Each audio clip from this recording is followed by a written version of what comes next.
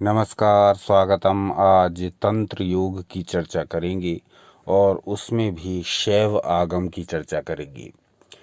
ये चर्चा इसलिए करेंगे कि यदि हम अपने जीवन में वो सब कुछ पाना चाहते हैं और वो भी पूर्ण संतुष्टि के साथ, जो हमने सोचा था, जो हमने सोचा है, जो हम लक्ष्य अपने लिए निर्धारित कर रहे हैं, यदि हम जीवन में वो सब कुछ पाना चाहते हैं और इसके साथ साथ ये भी कि हमारे जीवन में खोखलापन ना रहे, सब कुछ पाकर कुछ न मिला वाली स्थिति ना रहे, यानी हम सब कुछ पा भी लें और हम भीतर से नित्य भरे पूरे ही रहें।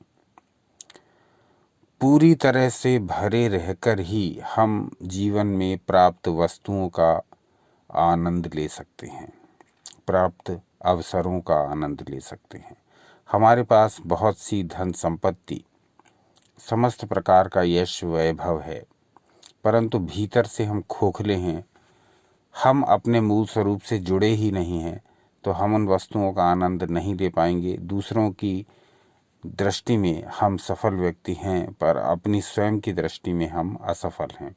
ऐसी स्थिति ना आए, इसके लिए शैव आगम में बहुत कुछ बताया गया है। आप कहेंगे तो धीरे धीरे इस ग्रंथ से सारी परतें आपके समक्ष खोलने का प्रयास करेंगे। आज हम एक श्लोक की सहायता से ये जानने का प्रयास करेंगे कि यदि हम इस श्लोक को अपने दैनिक जीवन में अपना लें तो हम कितनी भी सफलताओं के प्राप्त करते रहकर भी अपने मूल स्वरूप से अलग नहीं होंगे और जीवन में सारे सुखों का, सारे भोगों का अनुभव करते हुए, भोग करते हुए भी जीवन में सदा प्रसन्न, सदा उत्साहित, सदा उन्नति की ओर बढ़ते ही रहेंगे। शैव आगम में ऐसी बहुत सी विधियां हैं। आप कमेंट करके बताएंगे तो धीरे धीरे शैव आगम की सारी उन विधियों को आपके समक्ष खोलने का प्रयास करेंगे अपनी सीमित बुद्धि के अनुसार। आज हम एक श्लोक लेंगे और उस श्लोक को कैसे अपने जीवन में अप्लाई करें, इस पर विचार करेंगे। आपकी स्क्रीन पर एक श्लोक प्रदर्शित हो रहा है। इसमें कहा गया, योगमेकत्वमिच्छन्ति वस्तुनोम अन्येन वस्तुना, यानी एक वस्तु को दूसरी वस्तु में मिला देना ही योग है।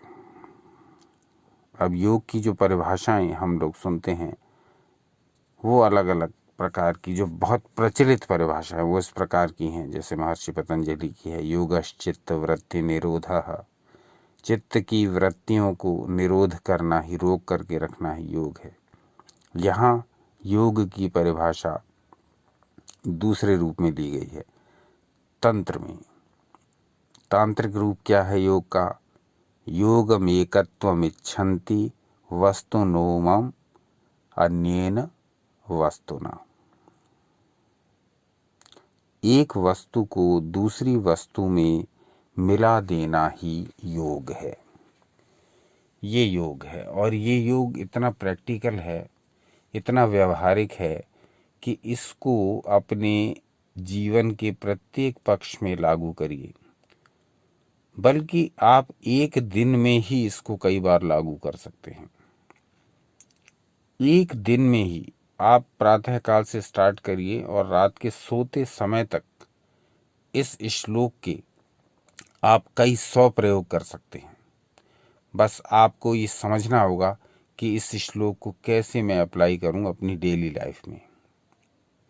आप जो भी काम कर रहे हैं उसमें आपको ये जोड़, ये योग का महत्व समझना होगा। यहाँ कहा गया है, एक वस्तु को दूसरी वस्तु में मिला देना ही योग है। योग का अर्थ भी है जोड़, प्लस। यदि हम स्टडी कर रहे हैं और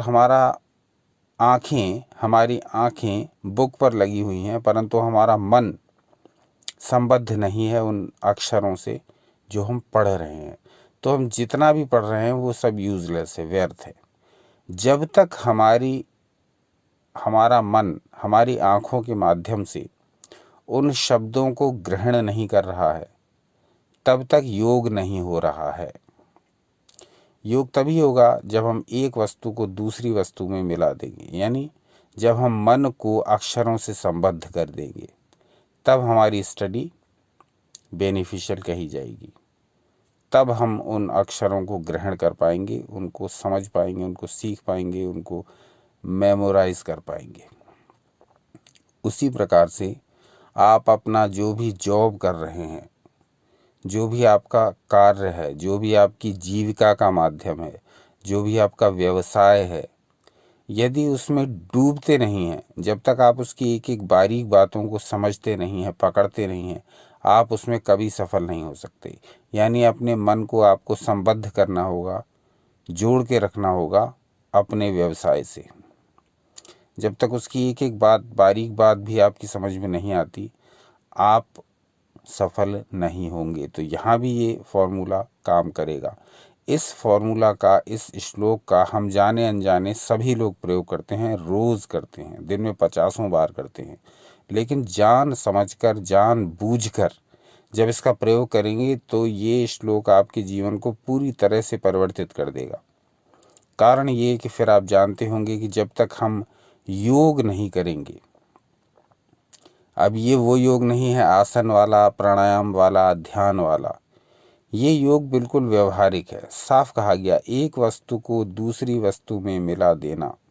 यहाँ जब तक आप अपने मन को, अपनी आत्मा को संबद्ध उस काम से नहीं करेंगे जो आप कर रहे हैं, तो आपको सफलता जो मिलेगी वो आधी अधूरी होगी। आप कोई स्क्रिप्ट लिख रहे हैं, आप कोई बुक लिख रहे हैं, आप कोई पोएम लिख रहे हैं,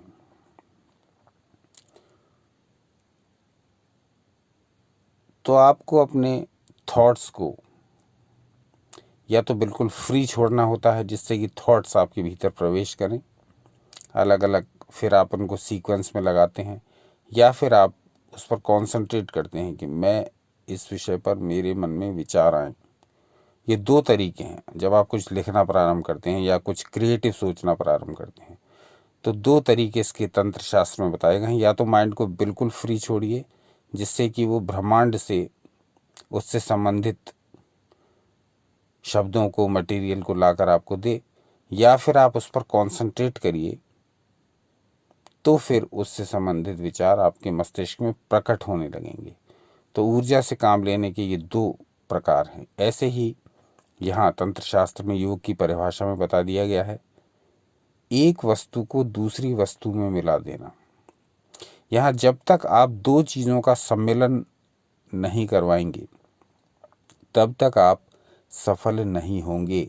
अपने एफर्ट्स का अपने भावों के साथ, अपने लक्ष्यों के साथ जब तक आप हारमोनी बना करके नहीं चलेंगे, तब तक आपको सफलता मिलेगी ही नहीं। मिलेगी तो आधी अधूरी। आपको एक काम करना है और आप दिन रात उस काम में डूबे हुए हैं, और आपको पता है कि इस काम का ये रिजल्ट आएगा, और वो रिजल्ट आता है, तब आपको अचरज नहीं होता, आपको आश्चर्य नहीं होता कि ये कैसे हुआ। आपको पता होता है मैं पूरी ऊर्जा अपनी लगा रहा हूँ, मैं योग कर रहा हूँ, मैं अपनी एनर्जी को उस काम में झोंक रहा हूँ जो मुझे सफल करेगा, जो मेरा लक्ष्य है। तो जब आप ये पहले से ही योग कर रहे हैं, यानी आप अपनी एनर्जी को उस कार्य में झोंक रहे हैं जो आपको रिजल्ट चाहिए, जो आपको लक्ष्य चाहिए, तो योग तो आप पहले से ही कर रहे हैं। अब यहाँ इस श्लोक में कह दिया गया, एक वस्तु को दूसरी वस्तु में मिलाना। अपनी एनर्जी को आप झोंक रहे हैं अपने काम में, उससे रिजल्ट पैदा होगा आपका मनचाहा। तो यहाँ हर उस काम को इसी श्लोक के अनुसार करना है जो आप दिन में करते हैं। कोई भी काम, सोएं तो पूरी तबीयत से, अब मैं पूरी तरह से रिलैक्स हो रहा हूँ। अब यहाँ किसका योग हो रहा है, किसका प्लस हो रहा है, किसका जुड़ाव हो रहा है? आपके मन का, आपके प्राणों के साथ, आपकी आत्मा के साथ। अब आप मन को इधर उधर भटका नहीं रहे, किसी से बात नहीं कर रहे, कुछ विचार नहीं कर रहे, अब आप सो रहे हैं। तो आप अपने मन को ये निर्देश दे रहे हैं, मन का योग करवा रहे हैं अब आप अपनी आत्मा के साथ। अब आप अपने मन को रिलैक्स करवा रहे हैं और आत्मा के साथ वो जुड़ गया। अब वो आराम से निश्चेष्ट सोएगा, विश्राम करेगा। अब जब तक आप उठ नहीं जाते, आपके दिमाग में किसी तरह की बातें नहीं आएंगी, मैं उससे ये बोलूं, मैं ये उठकर ये करना प्रारंभ कर दूं। ये सब बातें तभी आएंगी जब आपका मन जगा हुआ होगा। तो हर जगह योग है, सोने में भी योग है। भोजन कर रहे हैं तो उस समय पूर्ण योग के साथ भोजन करें। ये जो भोजन मैं कर रहा हूँ वो मेरे भीतर जाकर के रस के रूप में परिणत होगा, फिर रस से रक्त बनेगा, रस इसी प्रकार से सप्त धातुएं बनेंगी और वो धातुएं मेरे शरीर को पुष्ट करेंगी। तो भोजन जब कर रहे हैं तो पूरा ध्यान भोजन पर। दो चीज़ों का सम्मेलन योग। आपके प्रातः काल के एक भी कर्म से लेकर के और रात्रि के सोने तक एक भी कर्म, सब में ये श्लोक समाहित होना चाहिए।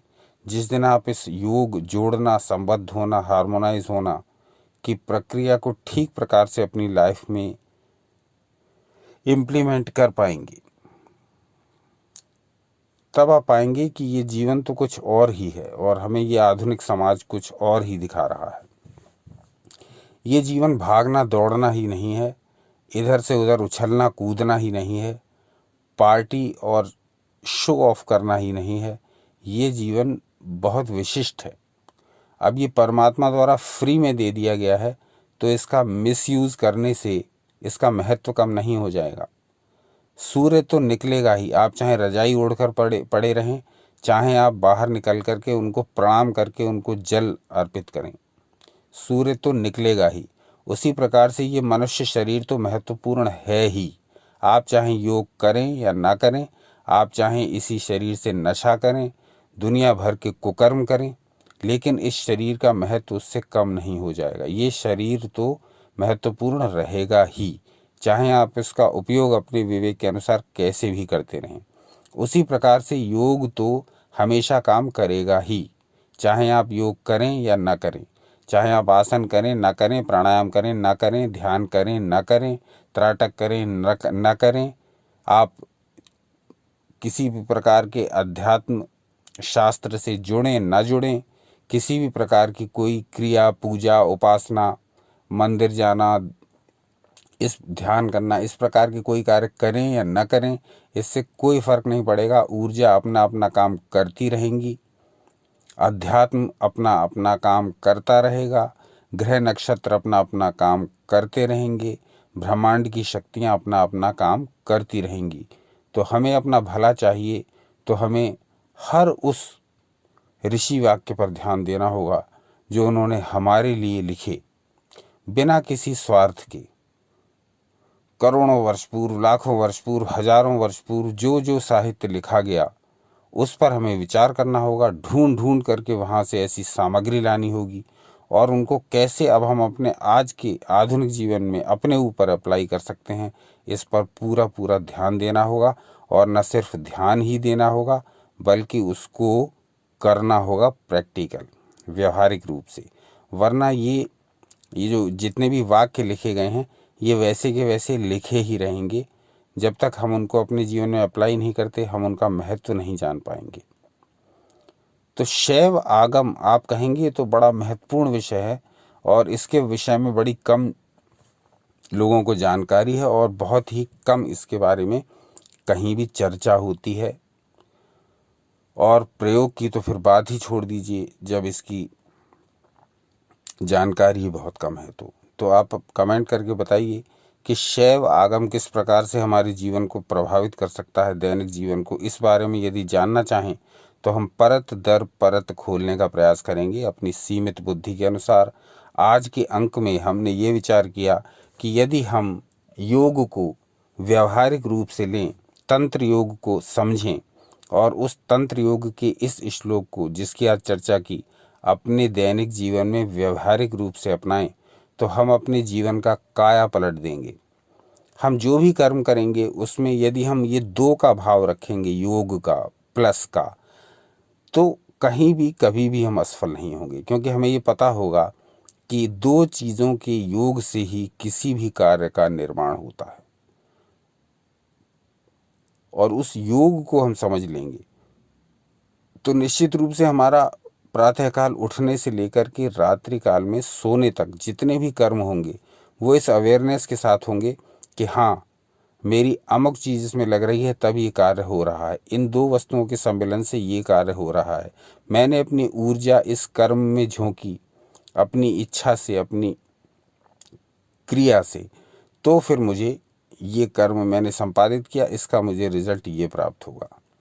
तो जब तक आप इस दो को, जब तक आप इस गठजोड़ को, जब तक आप इस प्लस को, जब तक आप इस एनर्जी के हार्मोनाइज होने को नहीं समझते हैं, नहीं प्रयोग करते हैं, तब तक आपके लिए योग एक पहेली ही रहेगा और ऐसा लगेगा कि ये योग मात्र आसन प्राणायाम और बस कि इस आसन करने से ये रोग ठीक हो जाता है, वो आसन करने से ये रोग ठीक हो जाता है, ये वाला प्राणायाम इतनी देर तक करने से वो ठीक हो जाता है, वो वाला प्राणायाम इतनी देर करने से हम इस रोग से छुटकारा पा जाते हैं। योग का बस लोगों के बीच में जो चर्चा हो रही है वो इसी प्रकार की यहीं तक सीमित होकर के रह गई है। लेकिन योग तो हमारी, कहना चाहिए, समझ से, सोच से परे की वस्तु है। ऐसे ऐसे प्रयोग हैं योग में जो कि हम देखते हैं तो बड़े आश्चर्यचकित हो जाते हैं और करते हैं तो फिर उससे भी ज़्यादा। आज का अंक यहीं तक। आज के अंक के विषय में अपने विचार बताइए। थोड़ा कहा बहुत समझिए और यहाँ तो बहुत सारा कह दिया गया तो और भी बहुत समझिए। कल पुनः उपस्थित होंगे ईश्वर इच्छा से कोई नया विषय लेकर के। अपना अमूल्य समय हमें देने के लिए बहुत बहुत धन्यवाद। सनातन शास्त्रों से जुड़े रहें, सदा आनंदित एवं उत्साहित रहें।